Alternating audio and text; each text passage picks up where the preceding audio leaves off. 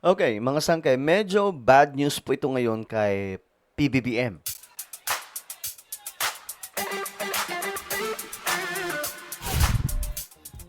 So pag-usapan po natin itong, kumbaga masasabi po natin pangit na balita tungkol kay PBBM, mga sangkay, talakayin po natin ngayon kasi lumabas po yung survey, no, nito lang at nagpapakita po ng hindi po kaaya-ayang ratings ng ating Pangulo.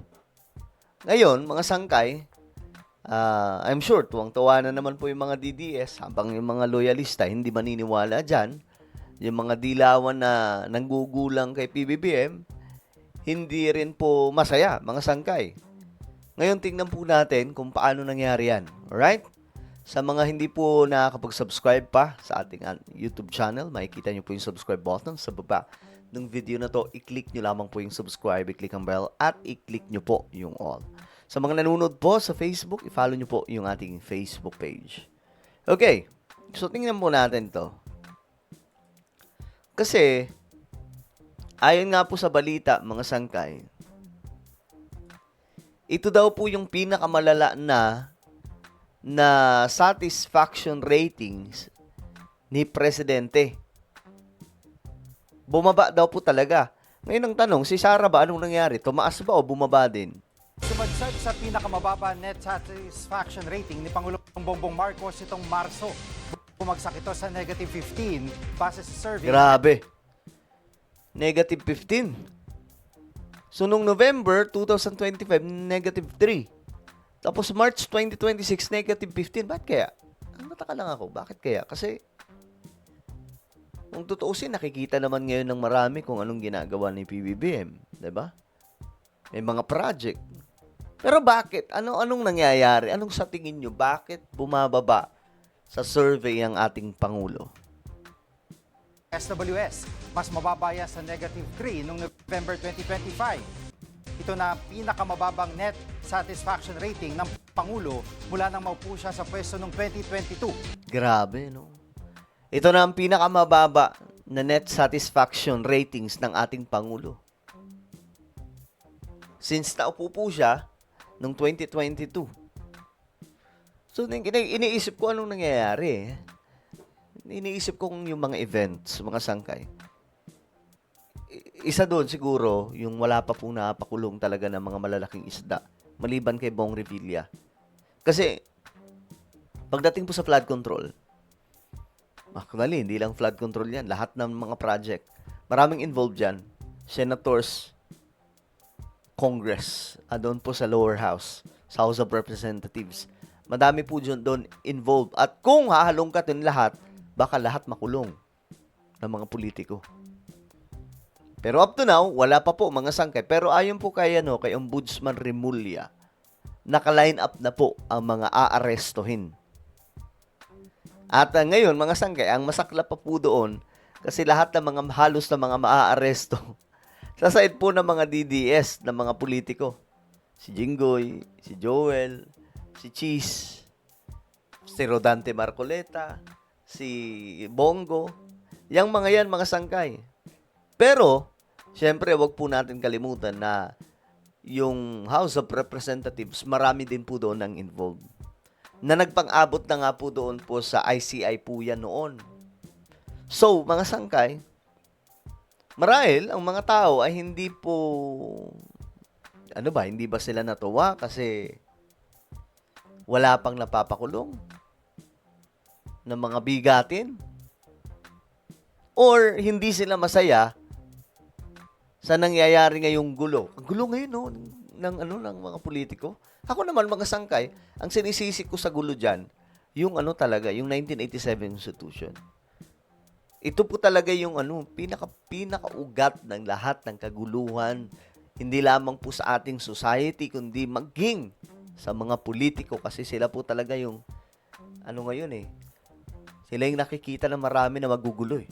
Lalong-lalo na po sa Senado at Kongreso sa lower house. Himay natin ang resulta ng survey. Mas kumaunti ang mga Pilipinong kontento sa pamumuno ng Pangulo. Mula 40%, bumagsak ito sa 33%. Grabe, ang baba. Ang baba nga. From 40% noong 2025, 33% na lang ngayon. Dumami naman ang mga hindi kontento sa pamamalakad ng Pangulo. Umakyat ito sa 49% mula sa 43%. Isinagawa ang survey noong March 24 hanggang 31 sa kasagsagan ng krisis sa langis at gera sa Middle East. Pero yun naman po sa pagdating naman po sa langis, pagtaas ng presyo ng langis, wala naman po doon kinalaman si PBBM, no? Wala siyang kinalaman. Actually, kahit papaano, medyo nagiging stable nga po, no? Ang bansa natin, kahit papaano may langis po tayo. 'Di ba? Sa kabila po ng digmaan, kumbaga na balanse ng presidente natin yung sitwasyon sa kabila po ng digmaan at saradong Strait of Hormuz. Dagdag kaalaman mga kapatid sa lahat ng presidente matapos ang 86 people power, si dating Pangulong Gloria Macapagal Arroyo nakapagtala ng pinakamababang net satisfaction rating. Bumagsak sa negative 53 Grabe. ang rating niya noong March 2010. Grabe, no? Okay, ito pa, isa sa balita ito ng mga sangkay bilyonaryo. Tingnan natin. About din po ito dyan. President Marcos's satisfaction ratings dropped to a record low in the latest social weather station survey. Filipinos are apparently unsatisfied with his response to high prices. Okay. So sa mga presyo ng mga bilihin ito ngayon, tumama. Joash Malimban has the details. President Ferdinand Marcos Jr.'s net satisfaction rating has fallen to a poor -15 in the first quarter of the year, according to the latest survey by the social weather stations. The figure marks the lowest rating of the president since he assumed office in 2022, and is 12 points lower than his neutral -3 net satisfaction score recorded in November 2025. Results of the survey released Tuesday showed only 33% of respondents were satisfied with Marcos's performance, down from 40% in the previous quarter. Meanwhile, those dissatisfied with the president rose from 43% to 49%, while 18% remained undecided. The president's ratings declined across all major areas of the country, with the lowest satisfaction and highest dissatisfaction recorded in Mindanao. Grabe. The political Mindanao, alam nyo na yan. Kasi baluarte yun ng mga Duterte. bailiwick of Vice President Sara Duterte. Marcos posted his highest satisfaction rating in Balanced Luzon at 42%, followed by the Visayas at 34%, Metro Manila at 28%, and Mindanao at 20%. On the other hand, the satisfaction with the president was highest in Mindanao at 61%, Matik yun. followed Baluarte ng mga Duterte. by Metro Manila at 59%. Ay, grabe. Pati sa Metro Manila. Bagsak si PBBM. The survey also showed Tama ba? Wait lang. action with the president was highest in Mindanao at 61%, Oh.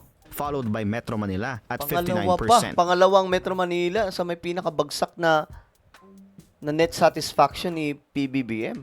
The survey also showed declining satisfaction ratings across educational levels and most age groups. According to the survey, over 76% of Filipinos disapproved of the government's handling of the rising prices. Sa presyo pala ito ng mga bilihin. Kasi mataas din po talaga ngayon. Pero, hindi lang naman po tayo. Maging yung ibang mga bansa, ganun din naman po. Pero yun po yung sentimiento ng taong bayan, no? Dahil po doon.